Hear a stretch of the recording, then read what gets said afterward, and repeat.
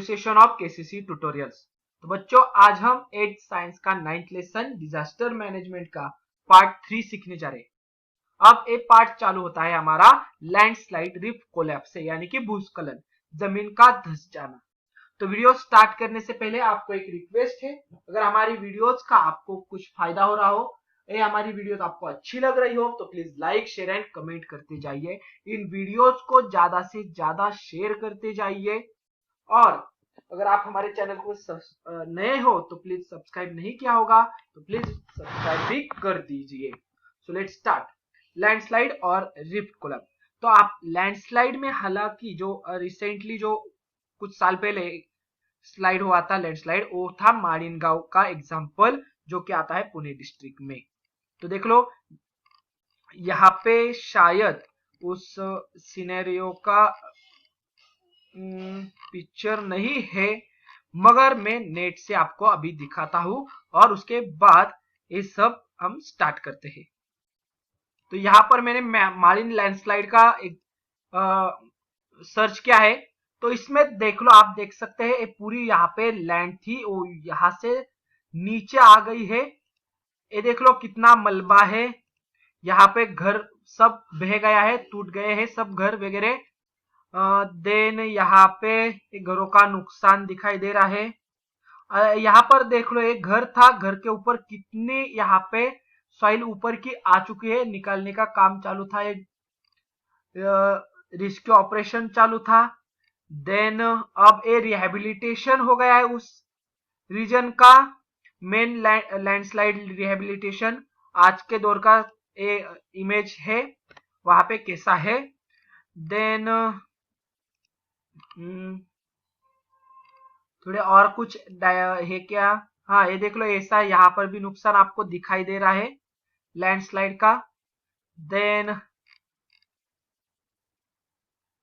Types of landslide दिया है, landslide के पॉइंट्स दिए हमें। ये देख लो कितना लैंडस्लाइड का कैसे बॉडी निकाल रहे हैं, लगभग 5 लाख विक्टिम को दे दिए थे, और क्लाइम्स टू 63 लोगों की जब तक वहां तक की मौत हो चुकी थी उस धसे हुए मलबे में। एक काम चालू है, ऐसा सब पुराने फोटोज है, आप नेट पे सर्च करके देख सकते हो। देख लो बॉडीज कैसे निकाल रहे NDRF, that is national disaster rescue force, वहां पे जाके।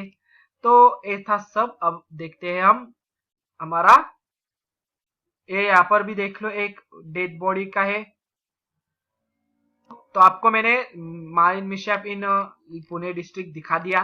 देख लो आप, natural crack and fissure present in hard rock cause they're breaking. अब जब रॉक्स को क्रैक हो जाते हैं तो टूटते हैं, specially at the time of heavy rain, जब ज्यादा बारिश हो जाती है। अब देख लो, आपने भी देखा होगा वो बारिश का ही मौसम था, बराबर क्या नहीं। Water entering this cracks causing weathering of rock, इसकी वजह से जब वाटर एंटर होता है उन रॉक के में, उसका टूटते हैं। Weight increases, this rock slide on the sloppy region, और उनका वजन बढ़ने के कारण जो हमारे पहाड़ है, पहाड़ के ऊपर से नीचे आ जाते हैं रोल करके, and settle at the lower side. This is called collapse और रिफ्ट। इसे हम कोलैप्स ऑफ रिफ्ट कहते हैं, जिसे दरड़ कोसलना यानी कि गिरना ऐसे बोलते हैं। देन कॉजेस ऑफ लैंडस्लाइड, इसके कॉजेस कारण क्या होते हैं। After effects of natural disaster like earthquake, tsunami, heavy rain, storms, flood causes landslide. Landslide के कॉजेस क्या है, एक तो अर्थक्वेक के कारण भी लैंडस्लाइड होती है, सुनामी के कारण, हेवी रेन, तो मारिन के यहाँ हेवी रेन बहुत ज्यादा मात्रा में बारिश गिरने के कारण वो हुई थी। देन स्टॉर्म, फ्लड यानी कि बाढ़ आना, ये भी कारण हो सकते हैं लैंडस्लाइड के। Then unlimited cutting of trees cause soil pollution, erosion, यहाँ पे अनलिमिटेड कटिंग भी हो गई थी, जिसके कारण सॉइल इरोजन हो रहा था। सॉइल जो ट्रीज थे वहां पे नहीं थे जो मिट्टी पकड़ सके, बराबर, इसके कारण वो सब मिट्टी नीचे की ओर आ गई थी, जिसके कारण लैंडस्लाइड हो गया था। While building road in mountain, there is a lot of digging that makes the mountain weak. जब हम रास्ता बनाते हैं माउंटेन्स के दौरान, तो वहां पे डिगिंग खोदकाम होता है, और इसी के कारण जो माउंटेन वीक हो जाता है, जिस उसके रॉक वीक हो जाते हैं और कोलैप्स ऑफ रिफ्ट हो जाता है। कोलैप्स ऑफ रिफ्ट लैंडस्लाइड हालांकि ज्यादा तो हेवी रेन के और रेनी सीजन में ही होते हैं। Then effects of landslide, effects क्या होते हैं? River get flooded and change their path. तो लैंडस्लाइड की वजह से रिवर में बाढ़ आ जाती है, उनका पाथ जो एक्चुअल पाथ होता है वो चेंज हो जाता है। Displacement of waterfall, formation of artificial water reserve. एक तो जो झरने होते हैं वाटरफॉल जो होते हैं वो क्या होते हैं, इतनी जगह चेंज कर देते हैं और आर्टिफिशियल वाटर रिजर्वायर तैयार हो जाता है। Then there is a live and financial loss, लोगों की जान जाती है, पैसों का नुकसान होता है जो बहुत ज्यादा मात्रा में। As trees, building, rocks on sloppy race collapse on low lying area. नीचे आते हैं लो लाइंग लैंड पे जब आता है तो देखा होगा आपने कितना मलबा इकट्ठा हो गया था, उसे साफ करने का काम शुरू हुआ था। Then landslide affect the traffic. अब देख लो ऐसा जब रिफ्ट गिरेगी नहीं तो लैंडस्लाइड हो गए तो वो अगर हाईवे के नजदीक, माउंटेन के रोड के नजदीक वाला अगर लैंडस्लाइड हो गया तो अगर पूरे रोड में सब पत्थर वगैरह आकर रुक गए हैं, यानी कि वहां पे अटक गए हैं, तो पूरा रोड ब्लॉक होता है जिसके कारण ट्रैफिक जाम हो जाता है। Then landslide destroy plant life on it. तो अगर लैंड स्लाइड हो रहा है नीचे तो जितने सारे प्लांट्स वगैरह होते हैं वो भी उसके साथ नीचे आते हैं, वो डिस्ट्रॉय हो जाते हैं। Then make a list and distance in Maharashtra, where do the traffic jam occur in the landslide, make a list of such people. तो देख लो लोनावला हाईवे है जो पुणे मुंबई, इसके दरमियान भी बहुत बार ट्रैफिक जाम हुआ है कोलैप्स ऑफ रिफ्ट की वजह, रिफ्ट कोलैप्स की वजह से। देन हमारा लास्ट पॉइंट है, ये तो सब एक्टिविटी है disaster relief and planning. Disaster planning कैसे करना है हमें, तो देख लो अगर आप यहाँ पर हमारे लैंडस्लाइड खत्म हो गया, अगला point disaster relief. If the plan is prepared it will help in any disaster relief in the school. अब स्कूल की अगर बात करें तो पहले ही डिजास्टर आ गया तो हमें हमारे पास प्लान होना चाहिए। तो पहले कुछ मेन पॉइंट्स है और क्या उस पॉइंट्स में क्या करनी है। तो primary information of the school, school की प्राइमरी इंफॉर्मेशन होनी चाहिए, यानी कि क्या, तो name and address of the school, हमारे पास name and address of the school रहना चाहिए। Then name and residential area address of the headmaster with contact number। जो आपके प्रिंसिपल्स है, हेडमास्टर हेडमिस्ट्रेस हो, उनका नाम और पता होना चाहिए। क्योंकि कुछ अगर हम बोले कि जब आपकी हेडमिस्ट्रेस स्कूल में नहीं है और कोई डिजास्टर हो जाए तो आपको तुरंत कॉल कर सके आप।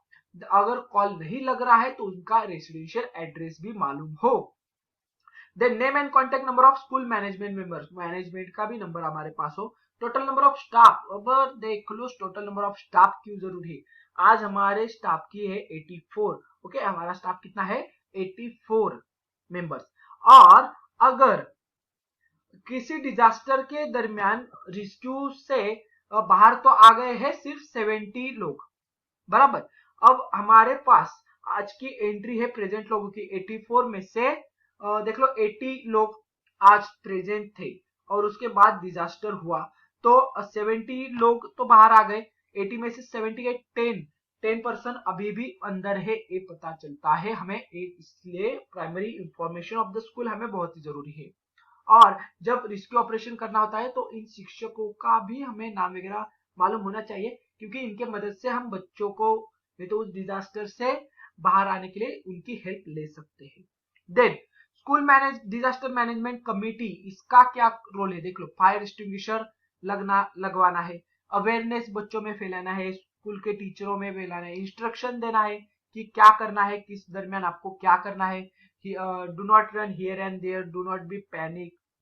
ऐसे ट्रैफिक मैनेजमेंट कैसा करना है, हमारी स्टेट कैसे थी, सारे बच्चे एकदम से बाहर आ रहे हैं किसी डिजास्टर की वजह से, देख लो मानो अर्थक्वेक नहीं तो फायर की वजह से। तो देख लो इस ट्रैफिक मैनेजमेंट बहुत ही जरूरत, स्टेयरकेस से आप आ रहे हो, बहुत सारे बच्चों को इंजरी पहुंच जा सकती है अगर बच्चे दौड़ रहे हैं, कोई बच्चा गिरता है, कोई बच्चे घबराहट में उसको कुचल कर आगे जा रहे हैं। देख लो ये सब चीजें होती है।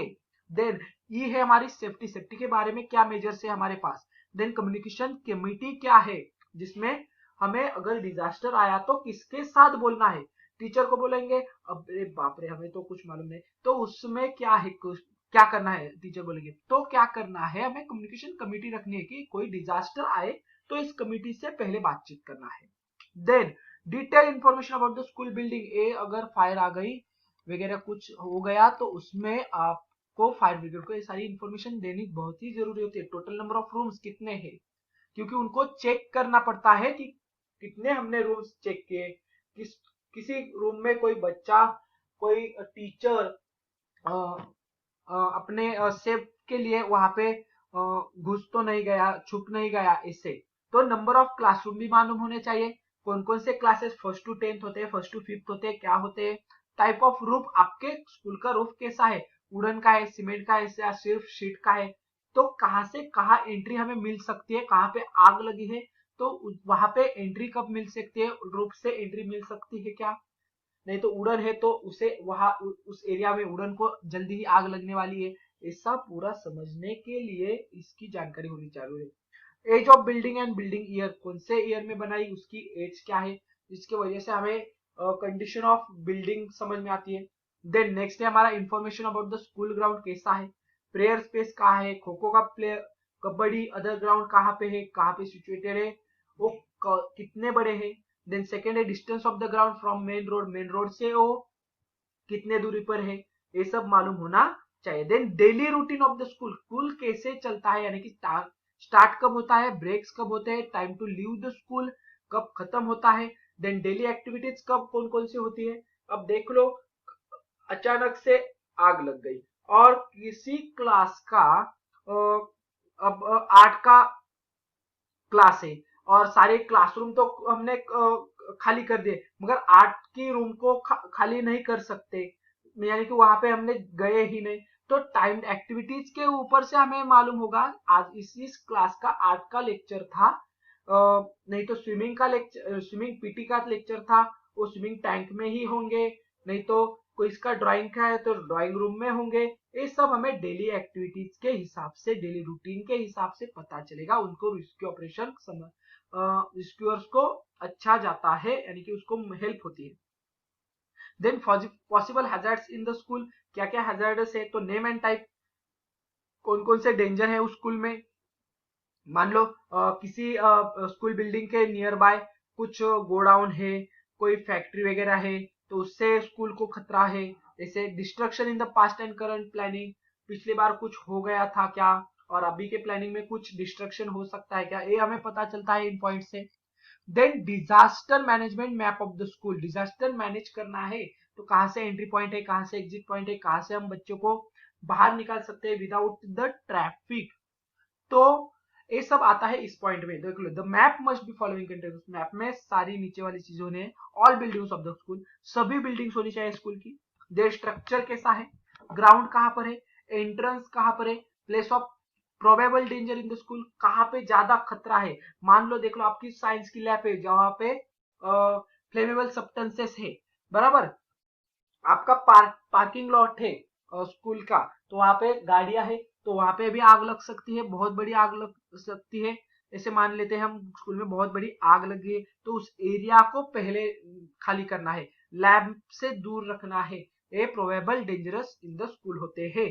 Safe places at the time of dangerous, मान लो स्कूल ग्राउंड है जहां पर ओपन स्पेस है, देन नियरेस्ट रोड जहां से फायर ब्रिगेड की गाड़ी आ जा सके, एम्बुलेंस आ जा सके इजीली, नियरेस्ट रोड हमें मालूम होना चाहिए। Then this map must be the at the entrance of the school, देख लो आप कितने सारे स्कूल के एंट्री पे ए मैप है, ए मुझे नहीं मालूम, मगर ए जरूरी है कि आपके एंट्री के यहाँ स्कूल का पूरा मैप लगाया दिया जाए। All the student must be given detail knowledge about, और सभी स्कूल के बच्चों को इसका डिटेल नॉलेज दिया जाए। देन अब देख लो बहुत सारे स्कूल में mock drill in the school होता है, every month mock drill must be conducted in the school, हर एक महीने में मॉक ड्रिल, मगर कुछ ऐसे स्कूल है जो 3 महीने में, 6 महीने में, 1 वर्ष, ऐसे अलग अलग पीरियड में अपने स्कूल में मॉक ड्रिल लेते ही है, मैंने खुद देखा है बहुत सारे स्कूल में मॉक ड्रिल होते हुए। It should include possible hazard and measure taken against them, यानी कि अब हमारे जो स्कूल में कंडक्ट होते हैं मॉक ड्रिल, उसमें देख लो कौन सी डिजास्टर आते हैं तो उसमें क्या क्या खतरे हैं और उनको ऊपर कैसे टैकल किया जाए, उनके ऊपर कैसे मेजर्स, क्या उपाय है, ये वो बताते हैं। The date, time, number of student and shortfall must be noted down. और उस वक्त कौन सी डेट थी, क्या टाइम था, उस मॉक ड्रिल में कितने सारे बच्चे थे, क्या शॉर्टफॉल, क्या रिजल्ट आ गया, क्या गलतियां हुई हमारे, ये सब नोट डाउन करके लेना है जो आपकी अगले मॉक ड्रिल में ना हो सके और अपने बच्चों को डिजास्टर के बारे में ज्यादा से ज्यादा इंफॉर्मेशन मिल सके। ये सब था हमारा स्कूल के बारे में। तो यहाँ पर ये चैप्टर भी खत्म होता है। अगर ये वीडियो आपको अच्छी लगी होगी तो please like, share and comment on this video. अगर आपको अभी भी कोई भी डाउट हो इस चैप्टर के बारे में, नहीं तो हमारे पूरे इस फर्स्ट टर्म के पूरे 9 चैप्टर है लगभग, तो उनमें कौन सा भी डाउट हो आप कमेंट बॉक्स में जरूर लिख दो, हम उनके ऊपर आपको आंसर दे देंगे। और आपको और कुछ मदद चाहिए जैसे कि इसके एक्सरसाइज के बारे में कुछ ले लो, क्योंकि कुछ नोट्स चाहिए, तो सब आप हमें कमेंट बॉक्स में डाल दो, हम आपको सब वो प्रोवाइड करेंगे। सो अगर आपने अब तक हमारे चैनल को सब्सक्राइब भी नहीं किया होगा तो please subscribe our channel. And KCC online tuition का अगर आप हिस्सा बनना चाहते हो, हमारी ट्यूशन ज्वाइन करना चाहते हो, तो डिस्प्ले में दिए गए नंबर पे कॉल करके अधिक जानकारी ले सकते हो। Thank you for watching, good bye.